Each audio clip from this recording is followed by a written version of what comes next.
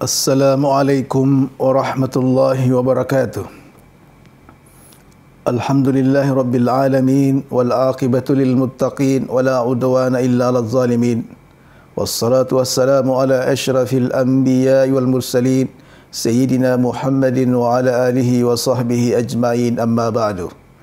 Saudara-saudara, di malam 27 Ramadan kita kembali berjumpa dengan tema pembahasan kita adalah intisari bulan Ramadan, iman dan amal soleh. Iman dan amal soleh sasarannya adalah takwa. Takwa berasal dari kata wikaya. Wikaya artinya adalah pelindung. Artinya adalah antada wikaya bainaka wa baina ghadabillah wa baina jabarutillah wa azabillah. Bagaimana kita meletakkan pelindung dan perisai antara kita dengan azab Allah, dengan kemurkaan Allah Subhanahu wa taala. Kenapa? Karena ujung daripada perjalanan manusia adalah masuk neraka atau surga Allah Subhanahu wa taala. Bukan ujungnya perjalanan manusia adalah kematian, tetapi adalah apakah Anda masuk neraka atau surga Allah. Makanya sasaran atau prospek kehidupan manusia sesungguhnya adalah bagaimana kita memiliki pelindung itu. Nah, pelindung kita adalah iman dan amal soleh. Tidak ada pelindung lain kecuali bagaimana kita menjadi orang mukmin dan menjadi orang yang beramal soleh. Dan orang yang mukmin itu ciri-cirinya adalah banyak mengingat Allah Subhanahu wa taala.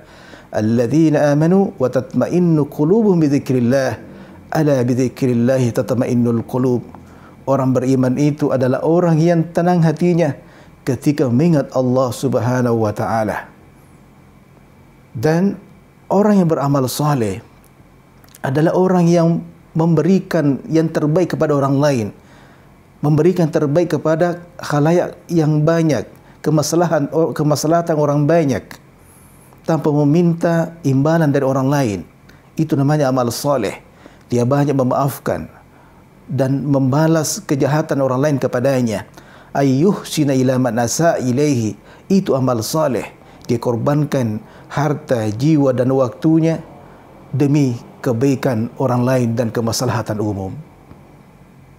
Nah, inilah perisai kita, inilah pelindung kita. Dan saya kembali kepada yang namanya orang mukmin yang beriman kepada Allah adalah orang yang banyak berzikir kepada Allah. Dan ternyata zikir kepada Allah adalah merupakan derajat keimanan yang tertinggi di sisi Allah Subhanahu wa taala. Makanya kalau kita melihat dalam Al-Quran dalam surah Al-Ahzab 35, maka di situ kita melihat bagaimana kelas-kelas yang Allah berikan kepada orang-orang Islam sampai kepada kelas ke-10. Kelas pertama Allah menyebutkan yang namanya al-muslim.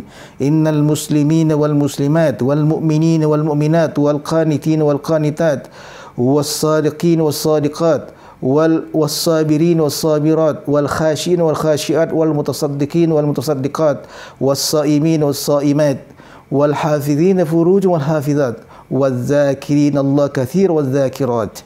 Jadi kelas yang terakhir yang Allah sebutkan yang paling tertinggi adalah orang yang banyak mengingat Allah Subhanahu wa taala.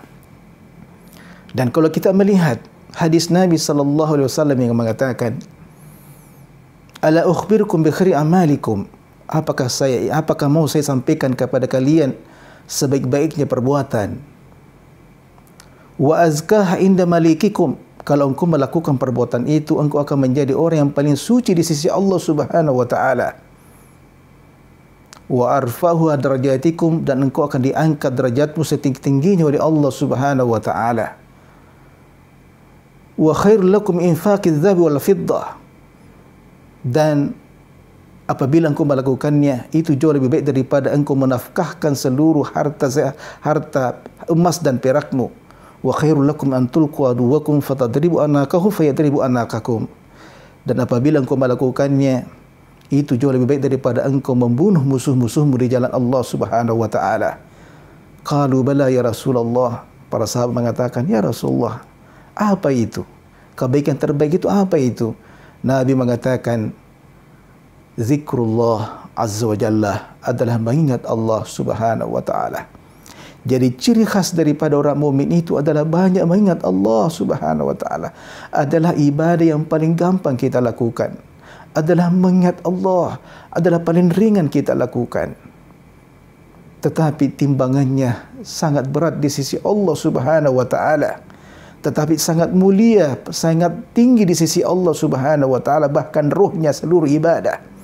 Seluruh ibadah yang Allah Subhanahu wa taala perintahkan kepada kita, apa ruhnya? Apa hakikatnya? Adalah zikir kepada Allah. Salat adalah perbuatan yang paling disukai oleh Allah. Tetapi intinya salat itu adalah wa aqimis salata li dzikri. Laksanakanlah salat untuk mengingat aku. Oleh sebab itu, tidak ada jalan lain bagi kita orang mukmin kecuali harus memperbanyak zikir kepada Allah. Adalah satu-satunya pelindung kita untuk kembali kepada Allah, agar supaya kita terhindar dari kemurkaan dan azab Allah Subhanahu wa taala. Makanya Allah Subhanahu wa taala meminta kepada kita untuk memperbanyak mengingatnya. Ya ayyuhalladzina amanu, wahai orang beriman, uzkurullaha dzikran katsira, perbanyaklah mengingat Allah, wasabbihuhu bukratan wa asila, dan bertasbihlah kepadanya pagi dan sore. Huwallazi yusalli 'alaikum wa malaikatuhu liyukhrijakum minadh dhulumati ilan nur. Nah, kalau kita memperbanyak zikir kita kepada Allah Subhanahu wa taala dan banyak tasbih kita kepadanya, maka Allah akan bersalawat kepada kita dan para malaikat-malaikat akan bersalawat kepada kita. Jadi ternyata salawat itu bukan hanya kepada Nabi Muhammad, ternyata salawat Allah dan para malaikat tidak hanya ditujukan kepada Nabi Muhammad sallallahu alaihi wasallam, tapi termasuk kepada kita ini yang banyak zikirnya kepada Allah. Nah, kalau Allah bersalawat kepada kita, apa artinya? Artinya adalah rahmat dan ampunannya. Allah akan menurunkan rahmat dan ampunannya kepada kita. Dan kalau malaikat bersalawat kepada kita, apa artinya? Artinya adalah mengistighfarkan kita. Para malaikat akan meminta ampunkan kita dari seluruh kesalahan-kesalahan kita. Makanya ada orang nanti di hari kemudian kaget. Kenapa kaget? Dosa-dosanya diampuni oleh Allah Subhanahu wa taala. Padahal dia tidak pernah istighfar, dia hanya berzikir kepada Allah. Banyak zikirnya kepada Allah. Ternyata para malaikat itu meminta ampunkan dosa-dosanya kepada Allah Subhanahu wa taala. Nah, kemudian permasalahan intinya pada dasarnya adalah bagaimana kita memperbanyak zikir kita, bukan sedikit zikir kita. Kenapa? Karena orang munafik juga berzikir kepada Allah. Allah Subhanahu wa taala mengatakan wala yazkurunallaha illa qalila, bahwa orang munafik itu mengingat Allah hanya sedikit. Jadi tekanannya orang mukmin itu adalah banyak zikirnya, bukan sedikit zikirnya. Jadi kalau kita selama ini masih sedikit zikir kita, jangan sampai kita ini masuk golongan orang-orang munafik. Oleh karena itu mari kita sadar sekarang bahwa ternyata inti keimanan kita, inti bahwa kita orang mukmin ini adalah banyak zikir kita kepada Allah Subhanahu wa taala. Nah, kalau kita lagi duduk, bolehkah kita berzikir kepada Allah? Bagaimanapun sikap kita dalam kehidupan kita ini, kita bisa berzikir kepada Allah dalam keadaan duduk, berbaring, dalam keadaan berkendaraan, dimanapun kita berada, kemanapun kita pergi, kita bisa mengingat Allah Subhanahu wa taala. Adalah pekerjaan ibadah yang paling ringan kita lakukan, tetapi sangat berat timbangannya di sisi Allah Subhanahu wa taala. Makanya ada satu hadis Nabi mengatakan, kalimatani khafifatani 'alal lisan, thaqilatani fil mizan, habibatani lirrahman. Ada dua kalimat sangat ringan di lidah kalau kita mengucapkannya, dan dua kalimat itu kalau ditimbang sangat berat timbangannya di sisi Allah Subhanahu wa taala, dan dua kalimat itu sangat dicintai oleh Allah Subhanahu wa taala. Apa itu? Itulah subhanallahi wa bihamdi, subhanallahil azim.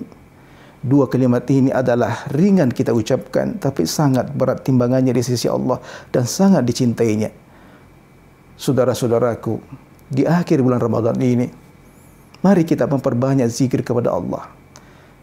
Minimal kita membaca tadi subhanallahi, subhanallahi wa bihamdi, subhanallahil azim adalah kalimat yang ringan kita ucapkan, tapi sangat berat timbangannya di sisi Allah Subhanahu wa taala.